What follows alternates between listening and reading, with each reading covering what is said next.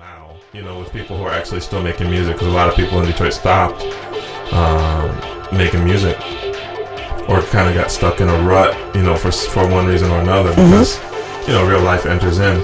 But Subject Detroit is basically about doing something different, not following the norm. Any trends, yes. Yeah, no trends. Our standards are our own. People always complain, especially distributors, what's the release date, We don't really have release dates. We just put it out, and when people hear it, they hear it. And then they buy it according to life, It's not about, it's coming out on this date, I better get ready, and I gotta buy it, like an iPad. I so agree with you. Yes. It's about life. A certain thing happens in your life, or you might stumble on this song, and then you say, whoa, I gotta get it. And that's what I like, because then you'll tell someone else. And we know, because we see an influx of a certain release. It may have been out for 2 years, and all of a sudden people are buying it like crazy. Yeah. That means somebody played it on the radio show, or somebody played it at the club, and that's how it works. And that's how music, I think, should be discovered for the most part, unless it's popular music. Then of course you have to have a structure and a release date. But for music that's emotional and it's more of a life soundtrack, then you need to just let it out and let people discover it. I think there's a beauty in people discovering music for the certain sounds or certain releases for the first time. Yeah. Because I recently discovered that it's not for me too, because that's what I said. So agree with you. It's not about a release date. It's about building the whole thing, and also with the idea what you want to give to the people. It's not about a release date, because of course things can always go wrong. Maybe you feel it's not the right moment, and feeling is very important, because music is emotion. And because that's also one of the questions, like how do you see things like you for the people? What's the message you want to give? What do you want to tell the people with your music? Basically to not hold yourself to certain standards and trends that are put on you, that are imposed on you. You have to decide for yourself. You don't have to wait for a date to like a certain type of music or a certain song. You don't have to buy what everyone else is buying, listen to what they're listening to, go to the same club because your friends are going. Be an individual and be yourself. You don't do that in life. That'll be like going through life and saying, oh, they're wearing those jeans, I have to wear those jeans. Oh, they're going to eat here, I have to eat there. So then you're following everyone else, and you can't be an individual, so you never know who in your life is genuine. And that's how it is with the music. So if I have, for instance, we have a release from, we try and deal with timeless music. So we have a release that's going to come out from Fabrice Lig, and it's really amazing. I think it's groundbreaking, from what I've just been listening to it over and over for over a year or 2 years. And I know he's probably freaking out. He's like, when are you going to release it? But the thing is, we had an Aaron Carl remix that he did before he passed away, sadly. Yes. And I did a remix on it, and I've just been trying to perfect this remix because the song deserves it. True. And the song itself doesn't need to be rushed as far as releasing. It needs to come out. And the funny thing is, I always know, I can feel when it needs to come out, And I think this summer is the perfect time because it's a magical track. I've been playing it off of CD for a while. And that's how we operate. The label is about moving forward with keeping the essence of the Detroit sound and the Detroit style. And it only comes from, from certain experiences that you experienced growing up in Detroit. I've been in Detroit for over 30 years. So if people say, oh, well, Subject Detroit isn't Detroit, or you moved out of the city, or, tell me, where did you go to high school? Yes. There's something more, because that was my next question. It's like you're flowing automatically in my next question. It's like, talk a bit more about Detroit, because people say Detroit, techno. Yeah. You're a real one. You're really from Detroit. Oh, yeah. So, just like it would be nice for the listeners to have like more information about what is Detroit really, what is Detroit techno really, what it's all about, what is it, because there's so many stories about it. And because the city's made up of a bunch of individuals. It's not really a collective. They may be collectives, but as a whole, it's a bunch of individual collectives.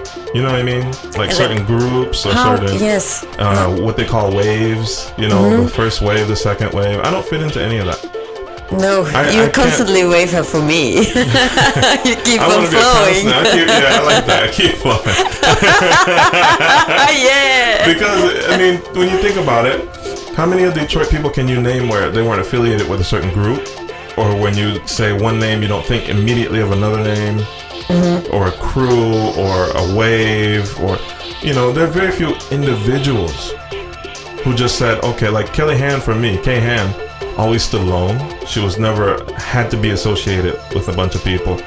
And she's Detroit, you know what I mean? People like that, I really, really make me strive to be an individual even more so. So people, you can stand on your own and let people know. You don't have to have known these people or hung out with these people. Yeah, I do know them, but I had friends before I started making techno. You know what friends, I mean? yeah, so I don't exactly. have to kick it with these people all the time for everyone to think that I'm Detroit. I can be in the city and not hang out, and I'm still there. But everybody says if they don't see you, then they think, oh, Bone's not here. No, I went to high school in Detroit. You know what I mean? I rode the bus in Detroit for years, up and down Grand River. So, you hang out, you go to the clubs, you go to the party store, you know where to buy your beer from, all that, you know where to go eat. How many people, I'll tell them right now, I'll check them, how many people eating at Mary's on Wyoming, you know what I mean? On Wyoming right off of Grand River. I ate there one week, and then a few weeks later, somebody, unfortunately, got shot in the head and killed there. Oh, yeah. That's Detroit. But it's not people who are, who move into the city, who, and then all of a sudden they just want to wave the Detroit flag like crazy.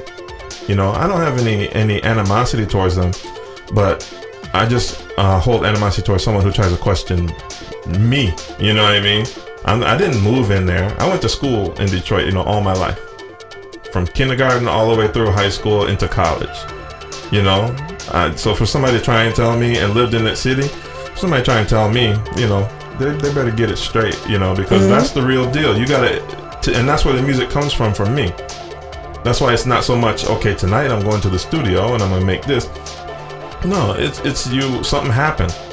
And you, instead of doing something wrong, like going to jail for selling drugs or beating somebody's ass or, doing something stupid. Yeah, if they ask for it, then, happiness can be handed out. But if you take that energy of something where you were wronged and turn it back upon the world in a negative way, then it's not going to help you. So I would go into the studio and I would use that to make express yourself. Yeah, it was just me expressing myself, and that's how it's continued to be. And I think it can still be that way. And the Detroit as a whole, I think, started out that way. People would remix each other's tracks, make it better than it was already. They were doing music together. They would ask opinion instead of trying to say, well, this is good and I don't want to hear what anyone says. They would ask for someone's opinion. What do you think about this? Or what do you think about that? They would help each other. But then it just got kind of warped. Everything got warped, and that happens in real life. But for me, it's about keeping true to what I know as a Detroiter from growing up in the D. And also you got to know when to leave so you won't go insane. I know people who live in Detroit who've lived there all their life, and they refuse to go somewhere. They refuse to get off the block. That's cool. You can say you're keeping it real, but knowledge is real. You have to learn. You have to expand. So the key is to expand and to learn and never forget where you came from. Know your roots. So I'm visiting my roots on a regular basis. People don't know what I own, what property I own, what houses I have in Detroit, because they don't need to know. That doesn't make me Detroit. They don't make me Detroit. I am Detroit. You know what I mean? And so is somebody like I don't know, like Aretha Franklin or Smokey Robinson or Quincy Jones, Eminem, Kid Rock. If you grew up in the D and you live in the suburbs now, how does that make you? You know what I mean? I know a lot of people, like these guys that will say, well, I'm Detroit. Yeah, but your house is in the suburbs. So don't try and down someone else for leaving the city and who grew up and lived there, and now they got kids and they want to make sure that everything is safe. And it's I could go into a whole bunch of things, but it's a matter of expanding. Nobody goes to Jeff and says, you're not Detroit, you're not Detroit because you left Detroit. Jeff is, to me, is the prototype of what Detroit is, because he's not only are his roots Detroit, his essence is Detroit, but he's expanded so much. He's done so much for Detroit by leaving the city. Otherwise, they don't come to Detroit to find out about us. And if they do, they might not tell the right story when they get back home. That's what I mean. That's what I wanted to. We have to go and teach people, and that's what Jeff has done his whole career. So for somebody to try and say Jeff's not Detroit, or I'm not Detroit, or the Burden Brothers when they moved to Atlanta before, or something like that, or it's just not right, you know? Because if you grew up there, if you went to school there, you caught the bus there, you hung out there, you know that's Detroit. You worked in the city. To me, that never leaves you. So your goal is always to make things better, to broaden your horizons. You see rappers who make it from New York and then they stay in New York. No, they may record in New York, but they're gonna go and buy a nice mansion in New Jersey or in Connecticut or somewhere else, or go to Florida, Miami. They may keep it real with the music and with their art, but as far as life, because they're getting older, they have to be a little smarter and a little, more bendable. They want their kids. You have to live life. You don't have to be lived by life. That's true. I want my daughter to understand where I came from, but she doesn't have to go through the same exact things, As long as she knows.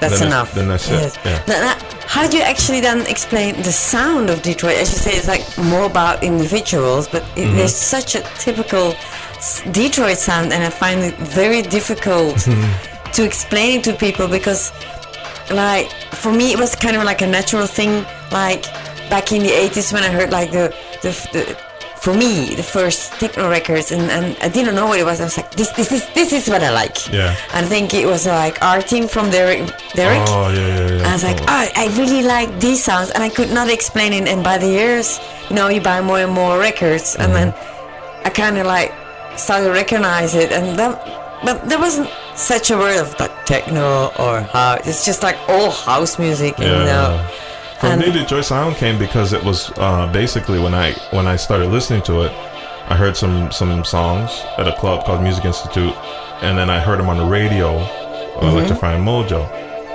and I didn't know people in Detroit made them. That's the weird thing, is I honestly didn't know that Clear and Cybertron and all that was. I didn't know that was Detroit. I had no idea. You think that the car industry has to do with like the industrial sounds? Because it's like, my observation of it's like, okay, there's like a massive influence of the industry, but at the same time a massive influence of Motown. Yeah. It's you're born with the music and the industry together, and those together is kind of like. Well, Detroit has changed. It used to be a city of people who looked into. You didn't have to be futuristic, but you had to think futuristic.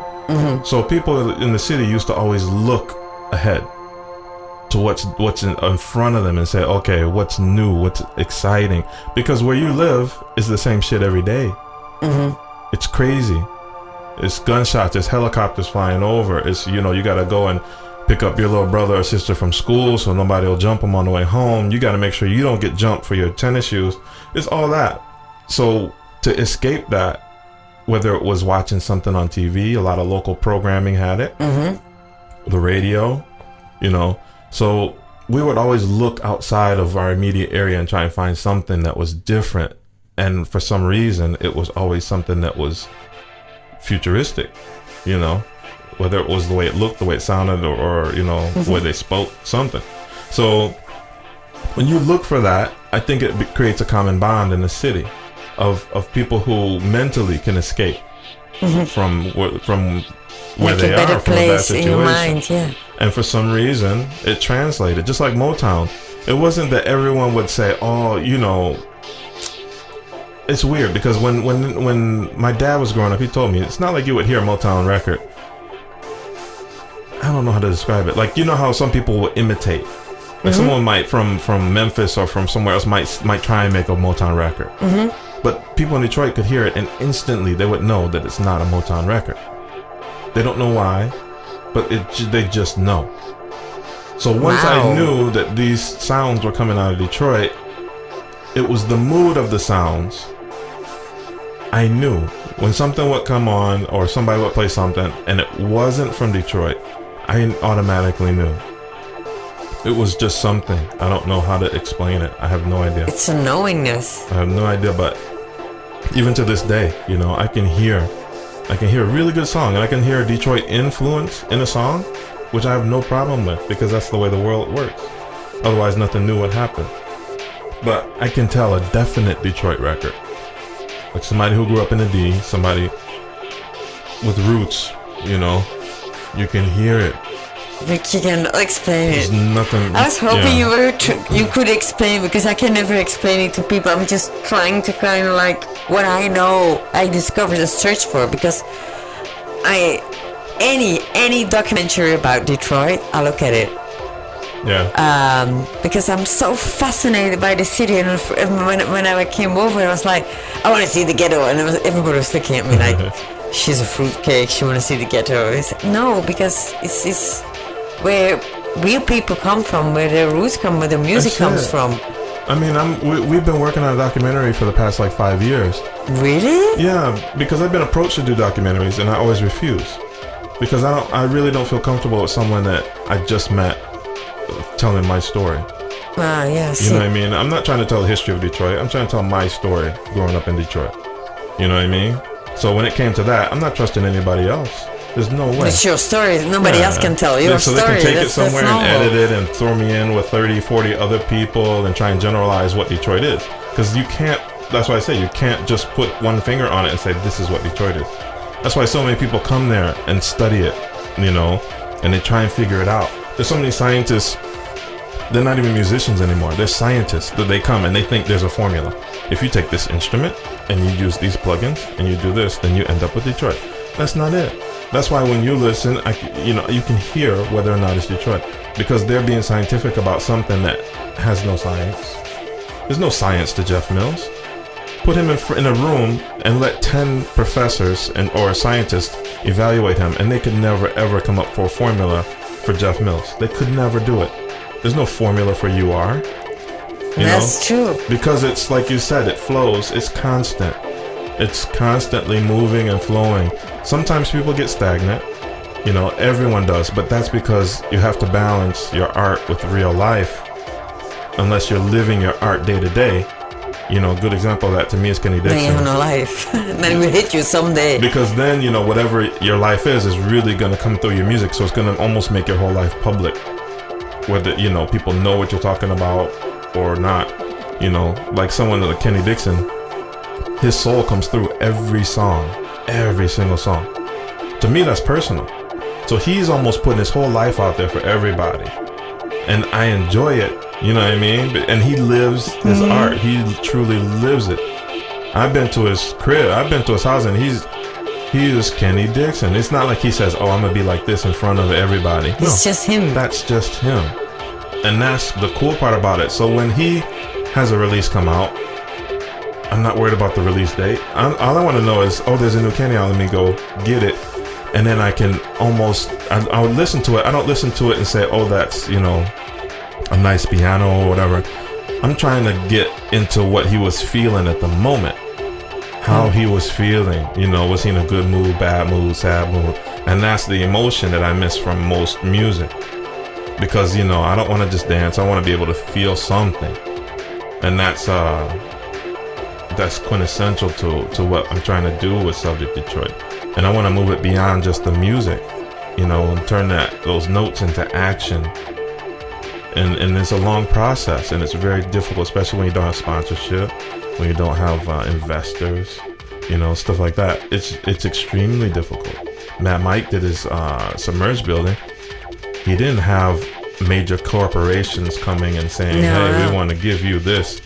You know, we want to help you build this building. No, he had people from the neighborhood helping him, friends, family, whoever would pitch in, you know, and that's what Detroit was all about.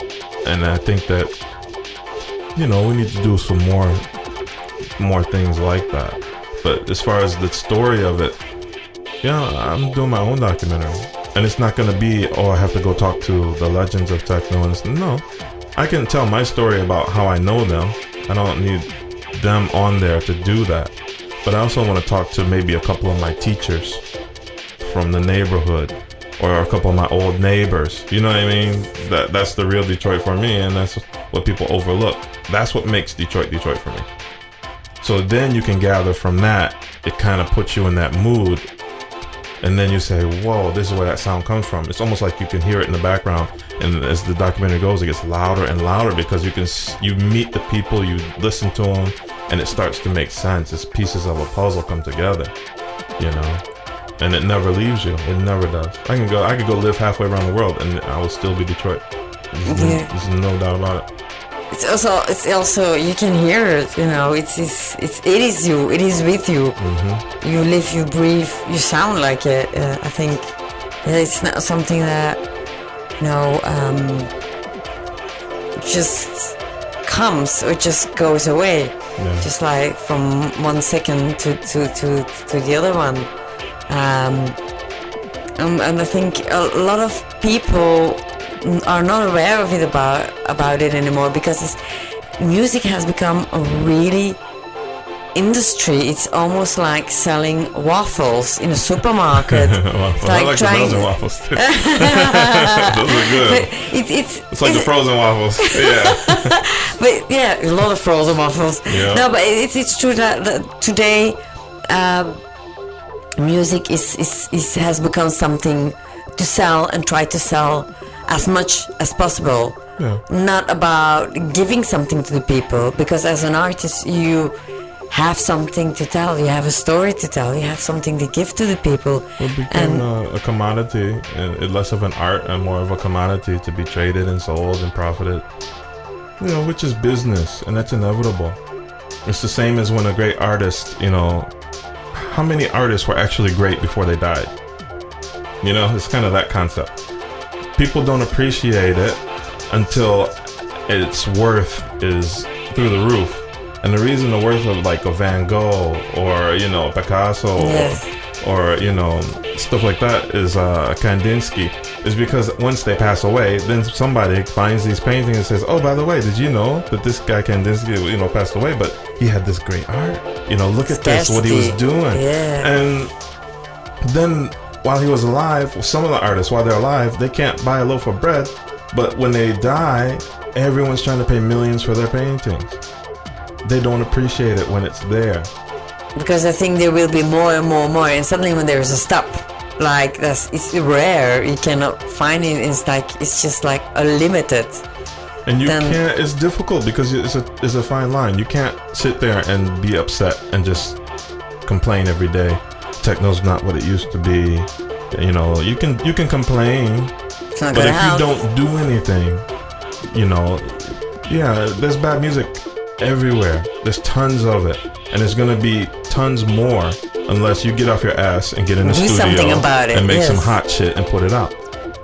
So that's why I might complain about people who, you know, they talk to me personally. I really admire someone who comes face to face with me when they have a problem, instead of just going and blogging or chatting or telling somebody behind my back. They come to me, the real ones come to me and say, you know, what's up with this? And I'll tell them, I'll say, look, you know, the reason I'm upset with you is because you talk all this junk, but you're not doing anything. And then, you know, one instance, I won't name any names, and he said, well, what can I do, you know, to get you off my back? I said, you can make some music and give it to me to play, because that's all I want from you. Either shut up or make some music. It's just shit or get off the pot. Don't complain and not do anything. Complain and do something. You know what I mean? You don't go to a protest and then just sit down and not chant, we want something. What if you go to a protest and sit down with a sign that's blank? Exactly, yeah. You know, they just go say, I hate the government, and they go and sit down. Do something about it. Yeah. Yeah, exactly. What do you hate? How can you fix it? You know, do something. Don't, you know, just sit there in the middle, blocking everything. And that's what happens. So then the whole program can't move forward if you're stagnant. Yes, I think this is actually what we need today. Well, that's my viewpoint. Like, a lot of people are complaining, there's so few good parties anymore, there's so few good music. Then come to the parties, support the scene, do something about it, put your hands all together and build it up again. You have to. I mean, Because it's maybe, difficult, but it can be done. It can definitely be done. Because I strongly believe, because I pulled back because I wasn't happy with what was going on, and also because I had health problems. But then I thought, no, I'm gonna do something about it. I'm just gonna keep going like I used to, like with a positive mind, and just like try to motivate people, stimulate it, like just go ahead, put your head up, back up, and work for it. Maybe you need to work a little bit harder. Yes, and things did change today with the internet, but it's also at the same time a lot of possibilities, a lot of opportunities. Just grab it with your hands and do something about it. You have to be independent. Remember the New Year's Eve? They had these huge New Year's Eve parties all around Amsterdam, and they wouldn't book, any of the Subject Detroit artists. So we did our own party. Yes, and it was packed. Yes, it was packed. Me, you, Klaina, Stephen Brown, and Sam. It was just, we did it, and it was packed, and that shows you.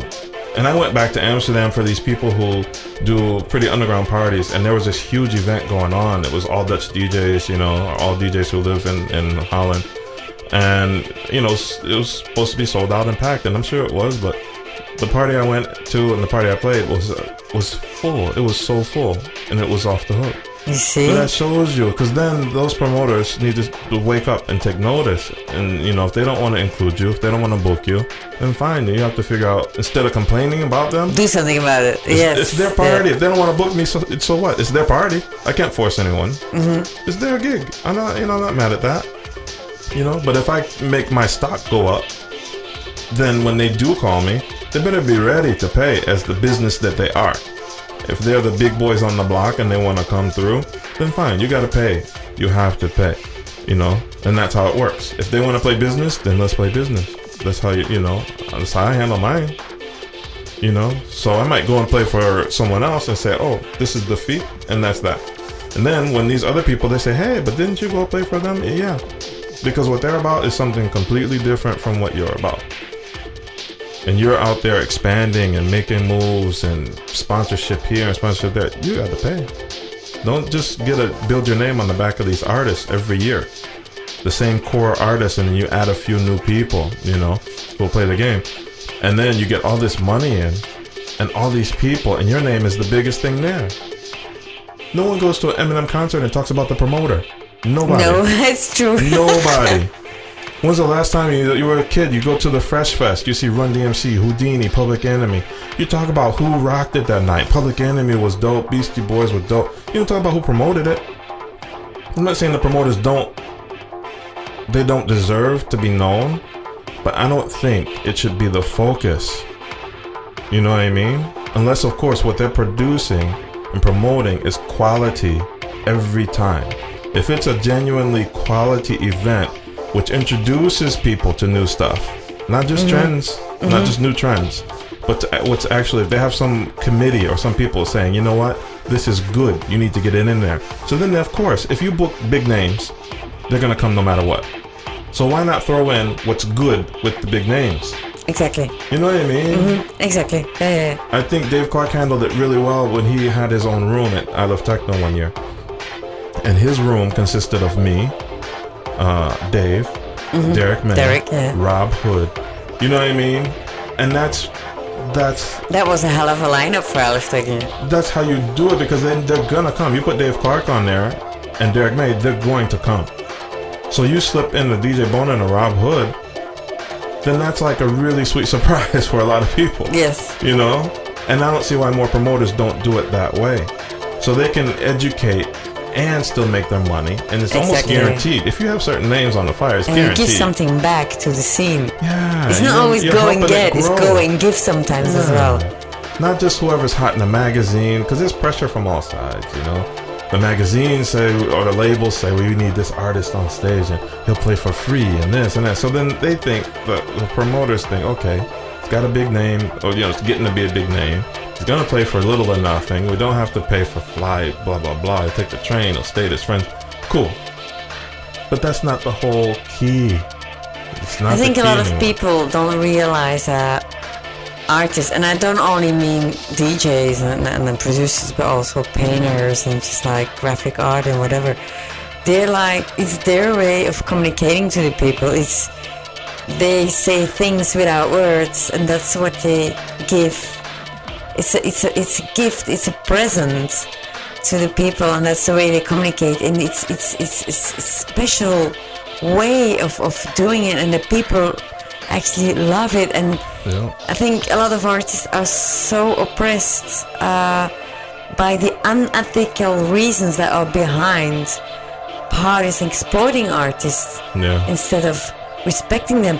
They often forget that the cornerstones of civilizations, which pull civilization up, are the artists. They're the dreamers of the dream. If you kill them all, there's no architecture. No. It's like there's no beautiful clothes. Exactly. It's like there's no nice presented food. It's like the beauty's gone. Yeah. If you don't put your focus on the music first and foremost, if the music was to go away, there'd be no events. So why not make that the main focus? Having the best music possible. You know? I think that only makes sense. Now, like I said, I don't have any problem with people's names, you know, promotion companies. A good example is there's a group, I can't even call them group.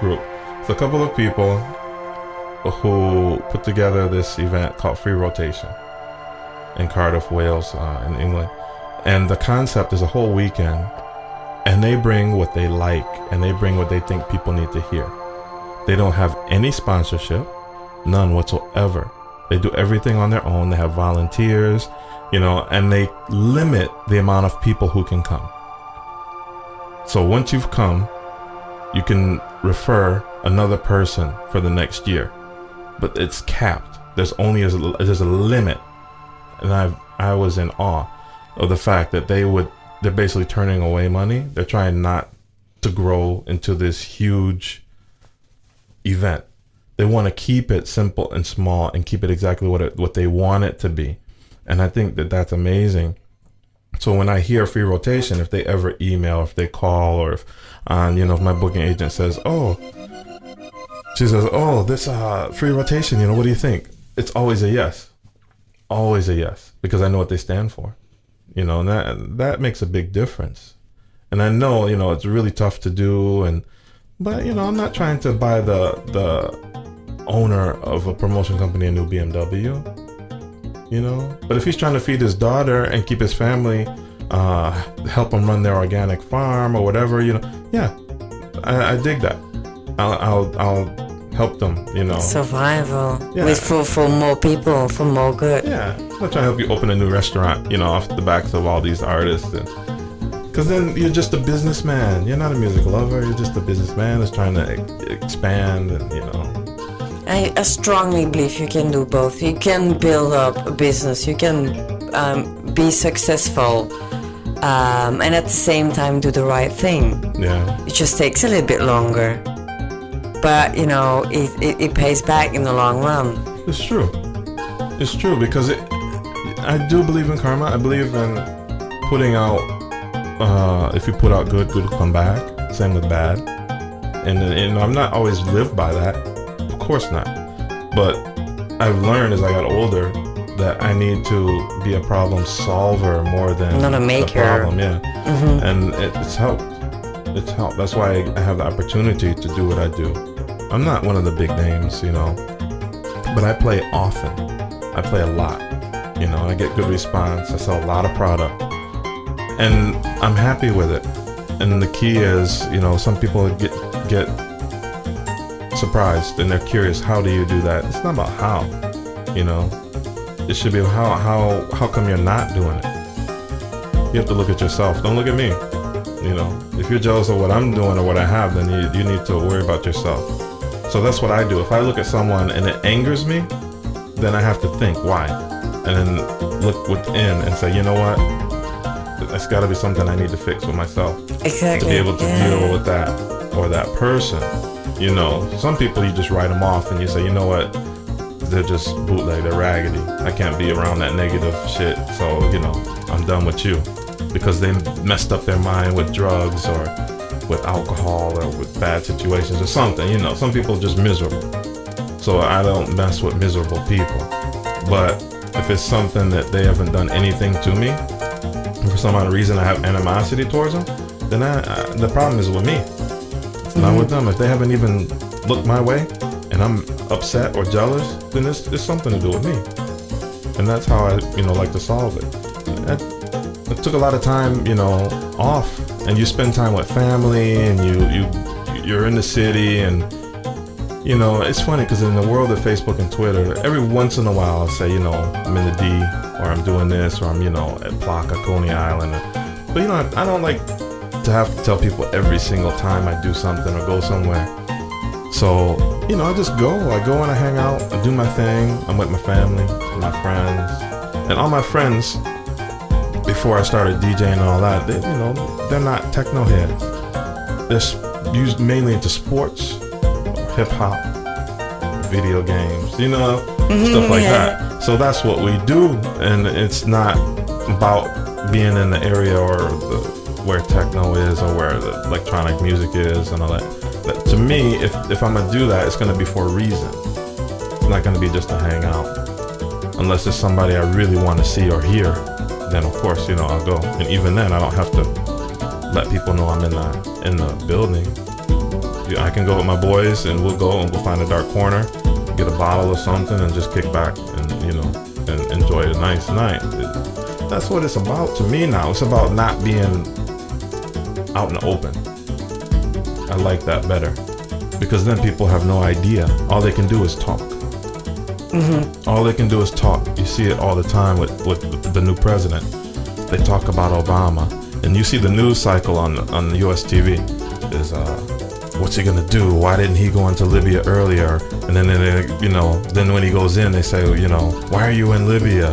So they try and play defense. It's just he knows that if it's people talking and just anti whatever he's gonna do, he leaves it alone. And then he waits until he's ready and it's the right time, and he comes out and explains what he has to explain. And that's cool, because he's not on anybody else's time.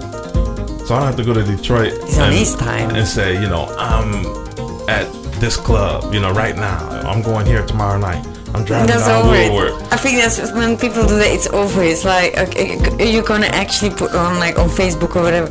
Like, yeah, I'm gonna go to the toilet, and I'm opening the fridge. I'm just taking some milk. I'm making a cup of coffee. Yeah. It's just like, no, not all should be there. It's not like all of it. You want people to be able to keep tabs on you. People who you might not be able to talk to all the time. But not every single thing. So I like that. When you cut people off, when they don't know what you're doing, then they can't affect the outcome of what you're doing. Exactly. You just keep on going. If I say I'm gonna go here, then somebody might go there. Exactly. Looking to talk some shit or looking block to do you. Or if I say, I have an opportunity to, blah, blah, blah, at this company or something, who knows? What if there was Techniques came to Detroit and said, yeah, we're looking for DJ Bone, we're trying to give them some platinum turntables, and if I put that on Twitter, oh yeah, Techniques has these platinum turntables, and I'm gonna go there tomorrow and see if I can get them. Before tomorrow comes, there's gonna be 40 or 50 people who might read that and say, oh, I'm gonna go get him before he gets down there. But so you just keep it quiet. You do instead of say, and it works out better that way. Okay. I want to thank you for the interview. Anytime. I also would like to point out the things that for me, it's like especially that you stand for the right thing and integrity and the music and like you're a very unique person. Thank you. And I just like the way you are and how you see things and how you live things. I appreciate it, and it's funny because I really enjoy hanging out with you and stuff. Well, thank you. It's cool because you have the same mindset and you have an open mind, and you're nobody's puppet, and you're not trendy, and I love that. And it's not always easy, and you know that. Huh? Yeah, and you just say, you know what? It's funny. I've seen you at moments where you said, I thought about it, and I'm just not gonna do this, and then that's cool. I love it when people refuse to do something, because everybody says yes. You know, you want a free cheeseburger? Yeah. Before they even think, am I hungry? It's free, you know. Yeah. So, you know what I mean? Free hamburger might not help you. You know, sometimes it might not. So if you need it, then yeah. Or if you're gonna take it and give it to someone who's hungry, yeah. So I like the fact that you stop and you evaluate things and that you seek knowledge. It's very important. We talked about that earlier before this interview. Yes. It's very important to seek knowledge because you can always learn. Always. I'm learning every day. Exactly. I think every day. I realize now, and you learn every day. You never stop learning. Also about the music, because everything in life is evolving. It's always evaluating and oh my goodness. And I learned more about music. Just like I went to Hawaii. I was fortunate enough. We took a vacation and we went to Hawaii, and I had never been there before. Just the sounds and the way the sound travels and the motion of the people taught me more about music in general, music theory, than I had ever studied. I should go to Hawaii then. It was amazing. It was amazing just how, basically, I call it like the life force, chi, of how it flows in Hawaii is completely different from any other place on the planet that I've ever seen. Ever. And it was so amazing.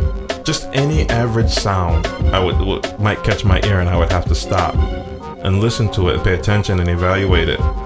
And I've never done that before. You know, they have kind of like different steps, the way it's Asian, but the way they see things and see life. Yeah. And it's actually aloha. It's not only hello, it's like it's goodbye as well. Have good breath with you, good life. It's everything and it's good. Also, they see I don't know the exact words anymore, but it's like you see the world the way you are. It's you think of the world where you are, how you are, you see the world. Yeah. And you have these things, and also like be positive and be here, which means be in present time. Yeah. If there's ever like an opportunity, if it's like a big shot for you in your life, if you're not with your thoughts in present time, you're not gonna see it, you're gonna miss it. It's true. And yeah, I was in awe. Being just you have to pay attention. Being out on the water, being in the ocean. You know, I'm out in the ocean with my daughter and just teaching her about the tide and, you know, not to make sure she won't get swept out. And she's showing me how well she can swim because she's like a fish. And all this time I've been blinded. I knew she could swim. I knew she was a fast swimmer, but I've only seen her swim in the pool. To see her in the ocean was amazing. She was telling me, now make sure, if you're gonna fall, don't fall there because there's coral over here. You don't want to get cut. And then she goes underwater and she's finding rocks for me to skip across the top and all this. And all the while, here I am saying, okay, make sure that you stay back behind me because I don't want you to get swept out. But she's just flowing. And that's what I love, I love that. It's amazing. So, like you said, you can always learn, and I appreciate the compliments.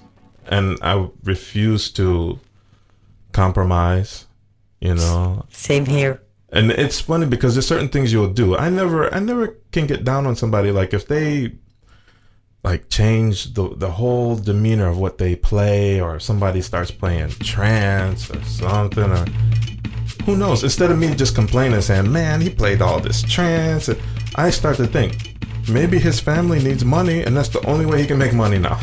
I kind of put it in that context. Sometimes there's a reason, yeah. Like would I, if it all came down to it, I was dirt poor and I couldn't feed my family, and somebody said, hey, if you come and play this gig and play these records, we'll give you 10 grand, every night for 3 weeks. You might say, yeah. It's all about survival. It's true. Yeah. In one I might not like it, but I'm not gonna get down on them for a decision they made for their life. Yeah, that's their life.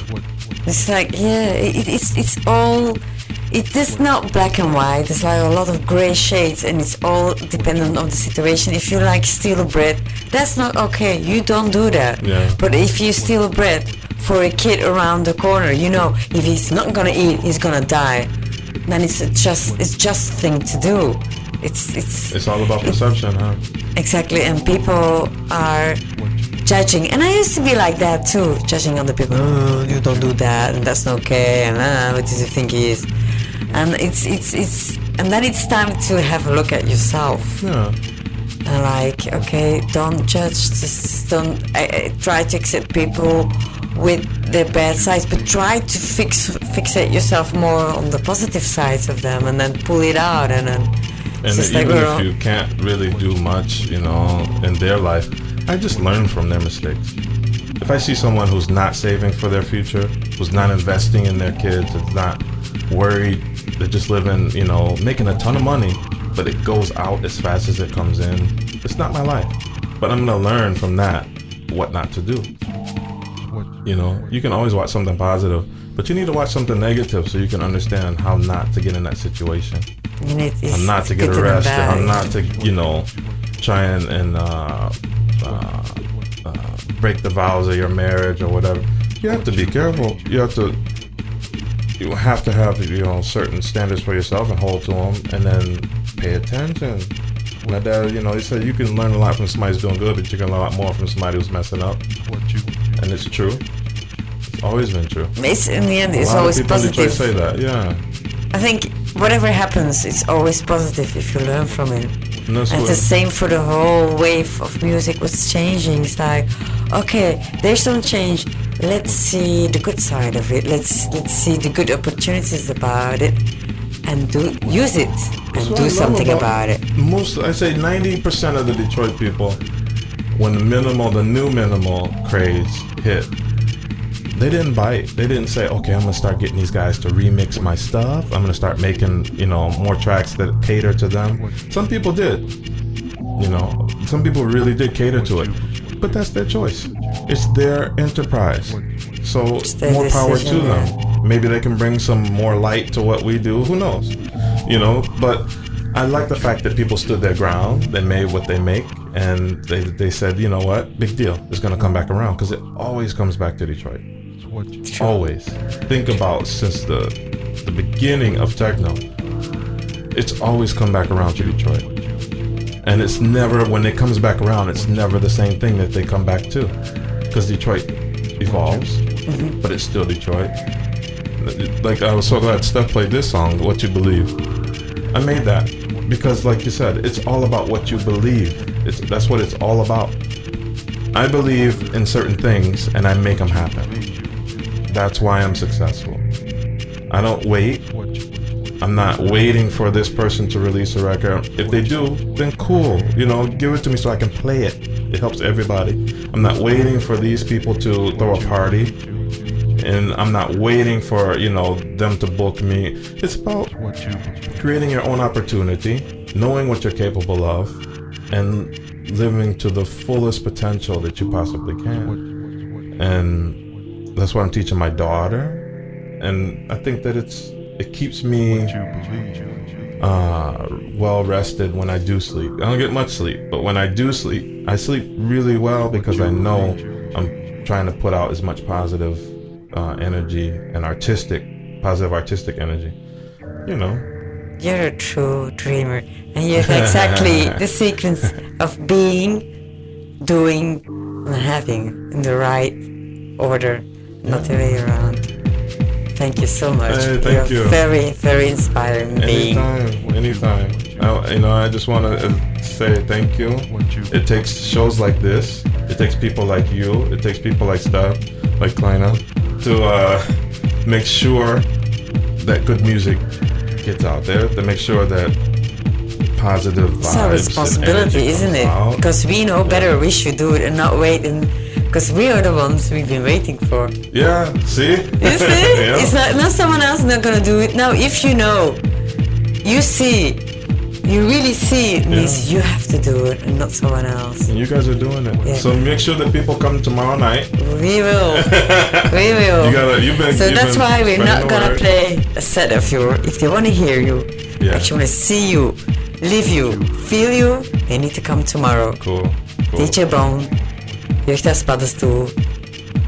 Morgen. We see you there.